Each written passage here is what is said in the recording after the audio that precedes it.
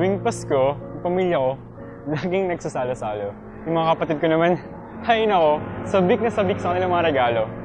Tuwing Pasko, walang manghuli sa handaan. Lahat ng bisita busog na busog. Hindi na nga nila alam kung kaya pa nilang ubusin ng mga handa sa lamesa. Tuwing Pasko, ang sarap pakinggan ng mga tugtog ng kampana. O di kaya naman ng mga bata na nangangaraling sa labas, sabik na sabik sa kanilang pagkanta. Tuwing Pasko, lumiliwanag ang mga kalye at ang mga tahanan. Ang mga kulay pula, berde at asul. Nakikita ko kahit saan ako tumingin. Tuwing Pasko, kahit saan ako pumunta, may bumabati ng Merry Christmas, Happy New Year. Ang mga salitang naririnig ko kada taon, nakikita ko kahit saan. At sa kahit anumang radyo o telebisyon, ito ang kanilang paulit-ulit na sinasabi. Tuwing Pasko, nararamdaman ko sa malamig na hangin.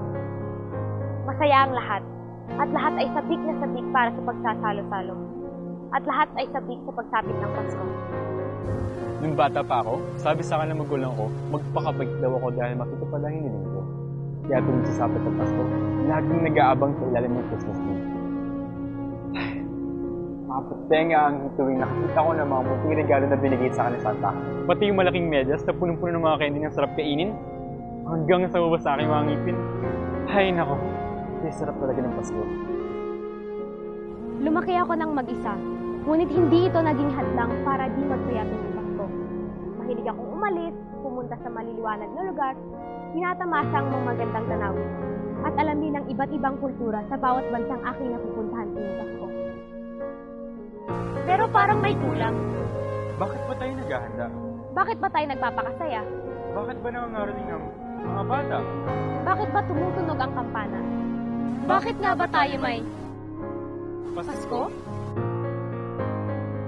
Isang araw, napadaan ako sa isang simbang punong-puno ng mga palamati, mga parol na makukulay, nagbibigay buhay, nagniningning. Pagpasok, sa loob nakita ko, sa altar sa gitna, isang estatwa sa pinakaharap, tila ba'y nakatingin at nagtatanong kung bakit ako nakapunta. Ako ay nanaginip, nagtaka, nag-isip. Ang mga handaan at pagsalo-salo, bakit hindi nakatuon sa ating Diyos? Siya na nag-alay ng kanyang anak. Siya na nagbuwis ng buhay para sa makasalanan.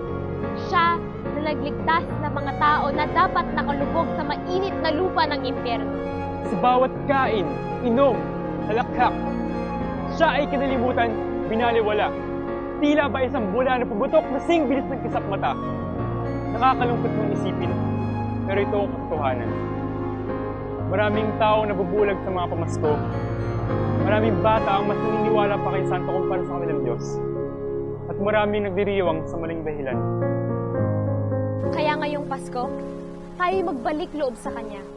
Huwag natin kalimutan ang totoong rason sa likod ng mga regalo, palamuti, pagkakaroling, at pagkasalo-salo.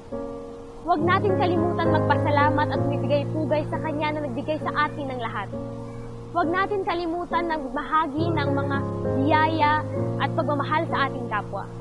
At higit sa lahat, huwag natin kalimutan na bumati ng maligayang kaarawan kay Jesus, ang ating kapatid, ang ating hari, ang ating Diyos.